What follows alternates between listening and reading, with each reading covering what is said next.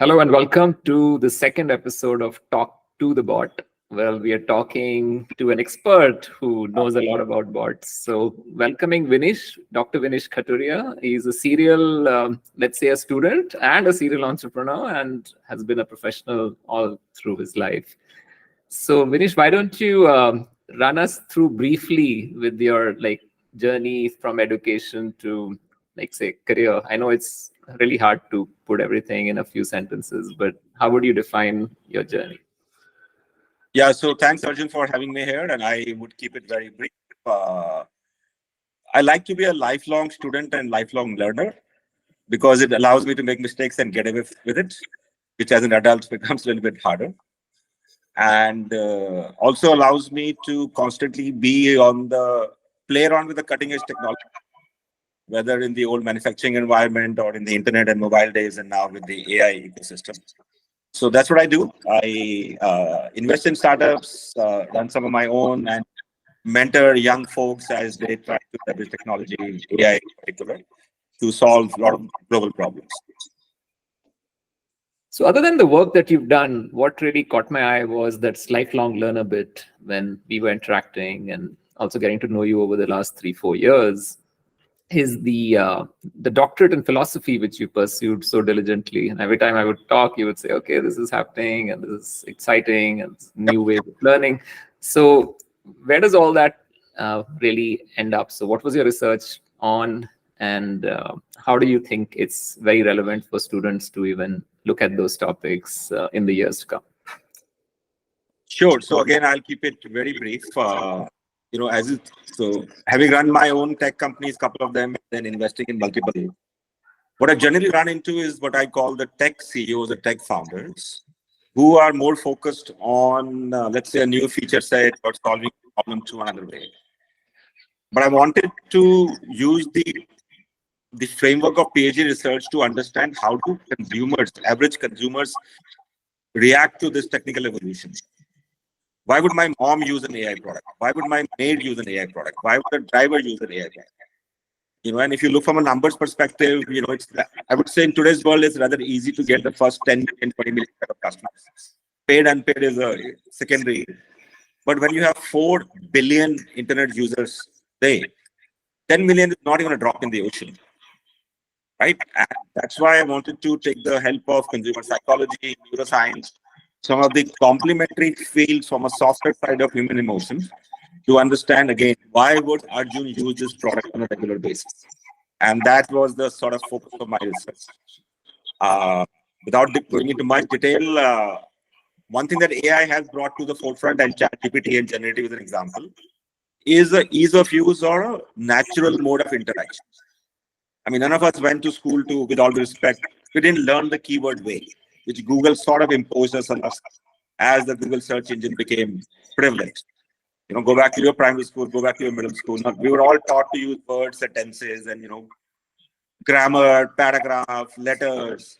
But when you search, we went back to the so-called technology-imposed way of using a keyboard for a keyword search. Both of them are not goes to school to say, I want to be the best keyboard using person.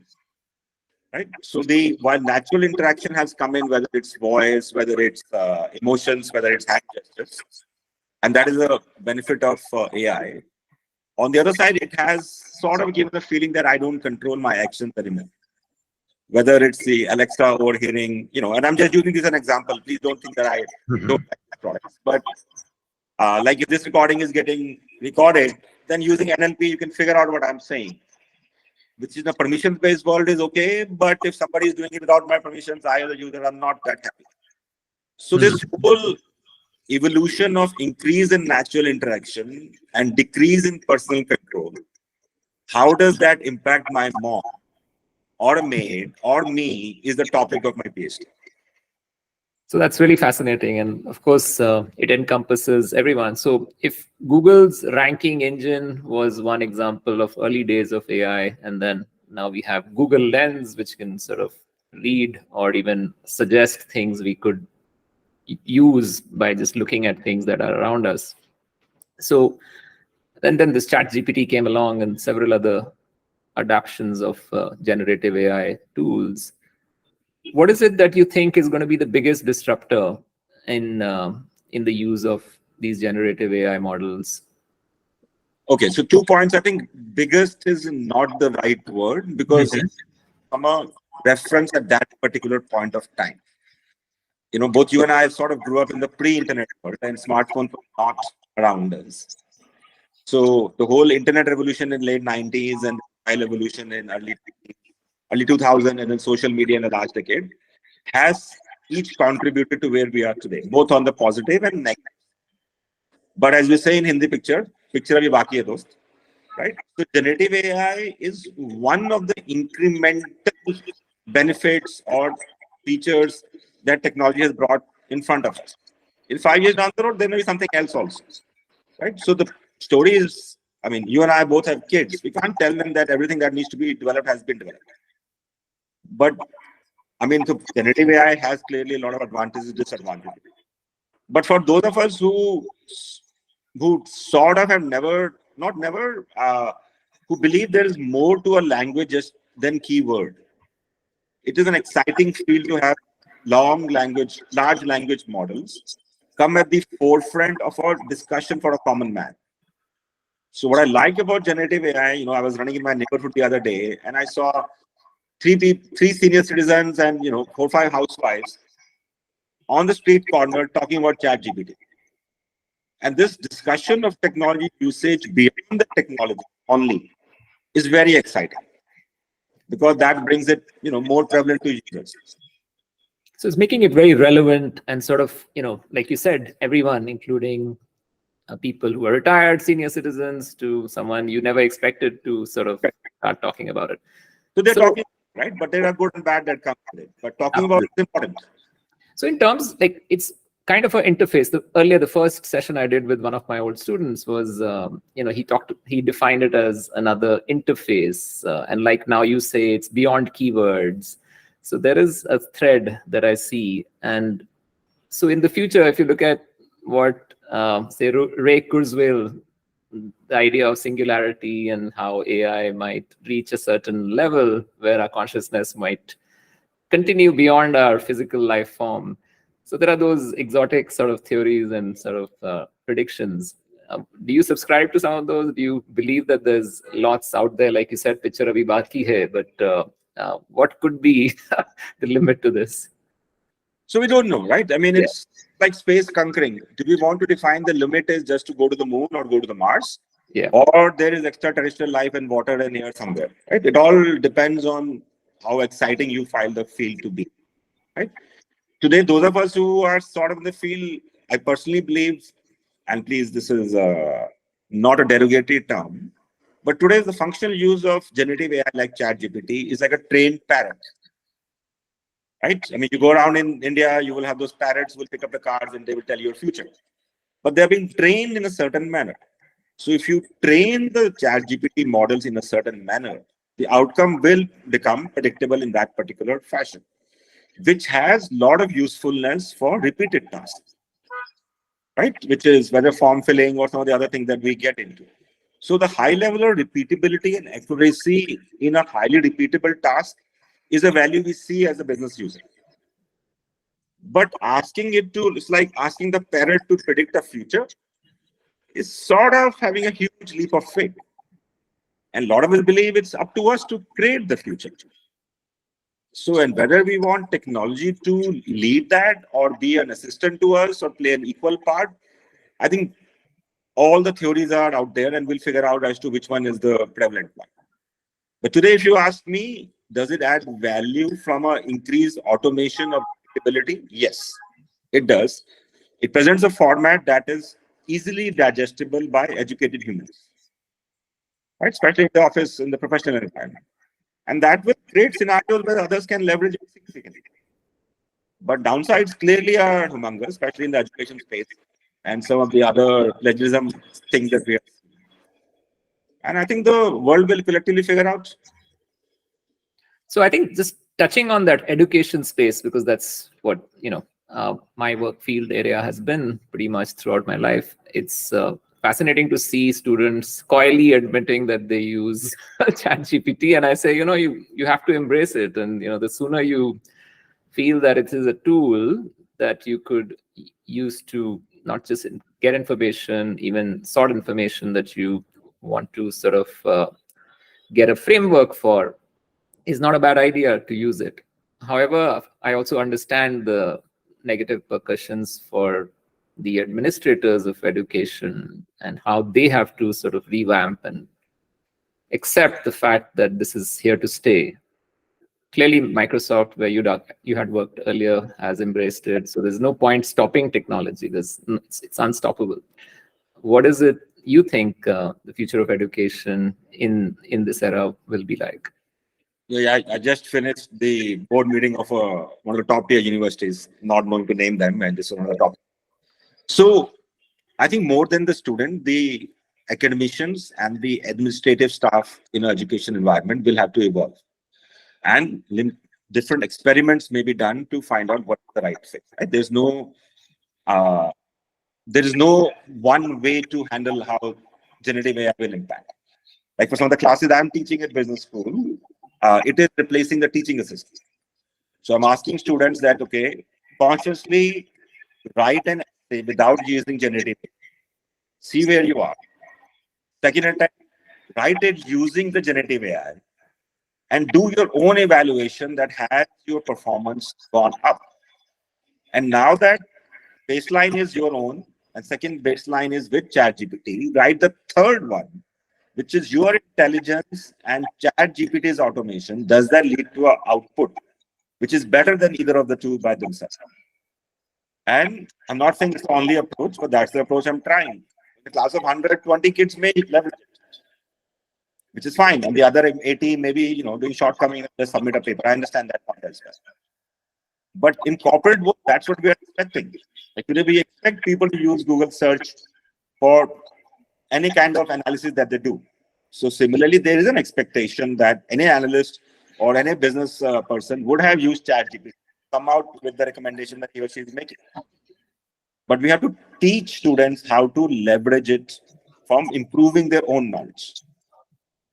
Absolutely. I think that example of how in a corporate setting, if someone is an employee and is smart enough to use ChatGPT to produce good work and consistently good work, and also maybe at a higher speed, which employer wouldn't want to reward that person? Similarly, I think the administration in education and how assessments are done perhaps would be redefined. And that brings up to a very important point in education, where the knowledge of the person in person or even through online Zoom and Google Meets, how much does the educator really know about the learner? And at what level can they influence or inspire and encourage the student or the learner to do better work or work quicker? So is there any way that technology can replace that? Because it's such a high level of interaction, high order thinking. There's a lot of gut feel reactions to those one-on-one coaching or office hours in university settings. Is there a way that technology could even disrupt that? So my question is, why should technology replace what is working today? Right. See, the intellectual stimulation that comes with, let's say, you and I chat, and let's say the third party technology.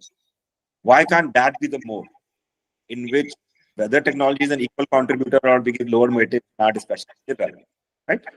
I'll take the example maybe from a B school perspective. I mean, those of us who teach B school, we actually like to have discussions and conversations. We hate getting on, most of us hate getting on a blackboard and writing stuff down. Because when we give out case studies, we expect students to have read through it before the class. And right now, the discussion should be option A, B. And most of the time, we find that they are not armed with the facts to make the call. And good amount of time in the class just goes in providing them with the relevant information. But today, with ChatGPT or generative AI, if in a minimal amount of time and effort, they come to the class armed with the right facts or the key facts of their business case. There's no need to read the whole 20 pages. If ChatGPT can summarize the key points for you in a one paragraph or one pager, that can increase the quality of the discussion in the class, which is what we like to teach. That given all the parameters, what should a management team do? And it's a similar in a physics class, similar in a chemistry class, that knowing all the parameters and formula is not important. It is important. But now that you know that, what should you do? And this discussion about what should one do is, I think, the fundamental role of an educator. It is less about cramming everything down your throat and more about, now that you know it, how can you change the world? How can you do things better? So it's the application of what you learn and how it kind of seeps into your character that, defines your identity in some ways. You're known for a certain way of looking at problems and finding solutions, and that comes through dialogue and conversations and these case studies. I mean, settings is one good example. What about the other side? Like, how does one say, define teaching through such role play, case study, discussion methods? So generative AI can even help educators develop many more scenarios for case studies or role plays. Absolutely. Faster. Yeah, the question is the educator willing to make that extra effort to first increase his or her knowledge and do this controlled experimentation in his or her class? Because some of the experiments are not going to work. And that's the fundamental with any experiment. Correct. But so currently, ChatGPT is so verbose. It's obviously, not so, let's say, intelligent as we claim it to be, or rather, a lot of, the media try to claim it to be. And that challenge is there. The responsibility is still with the educator or the user to figure out how they are putting their name out there. If something is produced out of ChatGPT, it's still, it's their reputation. Yeah. I mean, in some manner, it is, I mean, I'm again trivializing it, but it is like Excel versus using a calculator. Mm-hmm. You do a lot of calculations in calculator as well. They are just time consuming and the accuracy goes down. While in Excel, as an example, or competing products, you can come up with a high predictability in a short period of time. So, and it's up to the educators to leverage those tools in their classes, right? I mean, today even high schools, modeling and everything else, they do get it. So similarly, it's important for educators not to run away from the technical evolution, have a discussion, embrace it, try some experimentation, and see what works for them and their students. I'm going to shift gears. I think just as a parent to a parent kind of, and also related to the work that I do. We've seen COVID has disrupted quite a few things in terms of our kids' lives. And, as we go around getting to know about that generation in general, including adults, we too have gone through, and we sort of ignore the fact that there has been a mental health crisis in some sort. And it's also kind of post-COVID repercussions are showing all around. I know it's a totally different topic, but that's okay. And we don't even have to link it to technology and how technology kind of intervenes. But where do you see, this generation of people who've experienced trauma in some sense? I was talking to a student who was in Canada, had to kind of suddenly be told to leave college, and or students who were stuck with 3 roommates and they were all worried about who will have COVID first. And so they've gone through a lot, and not many discussions have happened at home or otherwise. This has impacted their productivity or even the way they look at life, or how much time they spend outside of their room and things like that. And parents keep coming back to us and saying, is there something you can do? And as just an education counselor, there's only as much we can offer. Any thoughts on this broad topic of mental health in the youth, and anything that you feel could be addressed?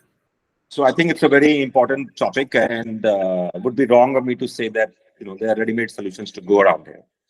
But one of the areas where technology can help is the area we focus on called emotional well-being.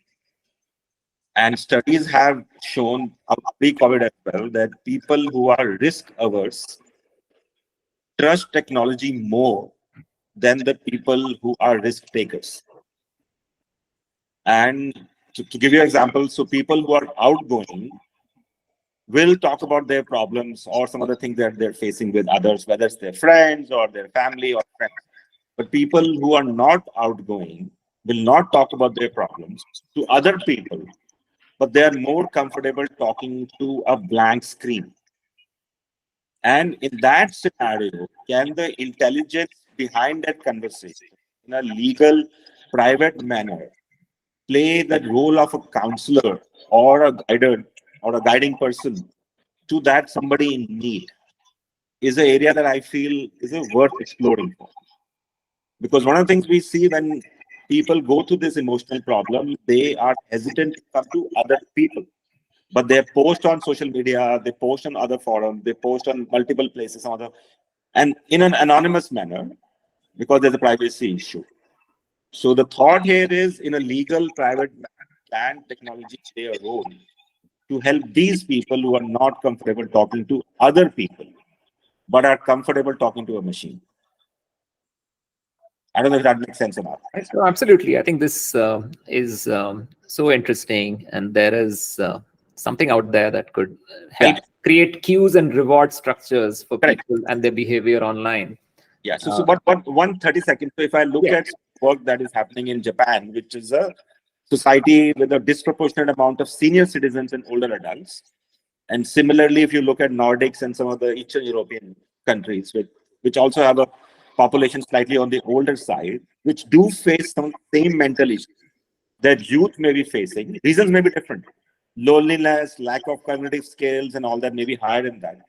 But their technology is being brought into forefront in a controlled manner to help with their emotional well-being and to give them a sense of personal identity and accomplishment. So I'm not saying it's a one-to-one model that will work for senior citizens and youth, but I think there are learning that is happening already for senior citizens that can be applied in some manner for what we can do for the youth. That's fantastic. I think this has been such a eye-opening conversation. Not just getting a sense of the technology, but also the way you simplify things. So thank you so much for taking the time and joining me today. Thank you very much for having me there, and all the best to you and everybody who listens to it or watches it. Take care. Bye. Bye.